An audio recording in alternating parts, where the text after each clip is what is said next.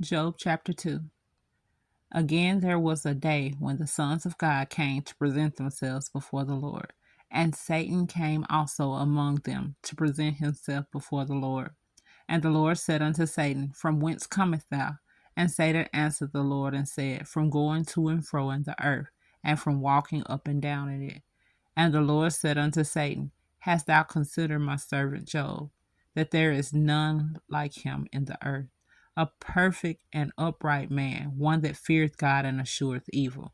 And still he holdeth fast his integrity, although thou movest me against him to destroy him without cause. And Satan answered the Lord and said, Skin for skin, yea, all that a man hath will he give for his life. But put forth thy hand now, and touch his bone and his flesh, and he will curse thee to thy face. And the Lord said unto Satan, Behold, he is in thine hand, but save his life. So went Satan forth from the presence of the Lord, and smote Job with sore boils, from the sole of his foot unto his crown. And he took a potsherd, and scraped himself withal. And he sat down among the ashes. Then said his wife unto him, Doest thou still retain thine integrity? Curse God and die. This is one of my favorite verses. But he said unto her, Thou speakest as one of the foolish women speaketh. What? Shall we receive good at the hand of God, and shall we not receive evil? In all this did not Job sin with his lips. Now when Job's three friends heard of all this evil that came upon him, they came every one from his own place. Eliphaz the Tamarite, and Bildad the Shunammite, and Zophar the, I don't know, Nunarite. For they had made an appointment together to come to mourn with him and comfort him.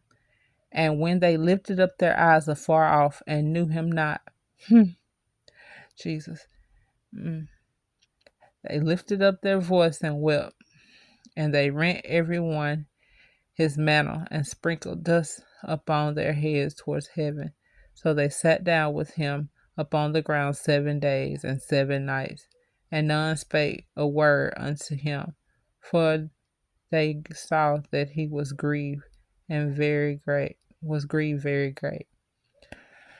When you see what I've seen, I understand where they come from. That's why I made that sound. I wasn't laughing. When you see people they was round and healthy, and they skin and bones when they leave here. We ain't tear our clothes, but I tell you, you try not to cry in front of the others. Try to be real strong, but when I tell you, seeing people that you love when they was healthy and they last years, you don't know why they die so horribly. Death is a thing that a lot of people fear anyway. But when you see up close in person, I'm telling you, they was two something. Some of them was like in the high 100s, but big, healthy women. And I saw one of my uncles, skin and bones. It hurt me so bad. Um, I hear about Joe's friends, how they took what they saw, because they saw their friend like that. Boy, I tell you, seeing my mama and my auntie and one of my uncles, and ain't no telling how many others. We lost a lot of young friends as well.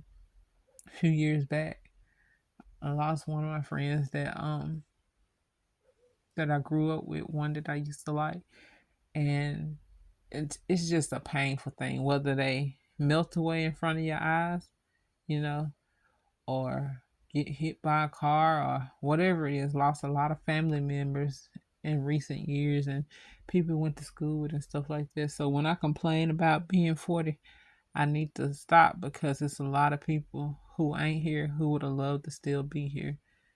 But anyway, may the Lord add a blessing to the reading of Job chapter 2, KJV.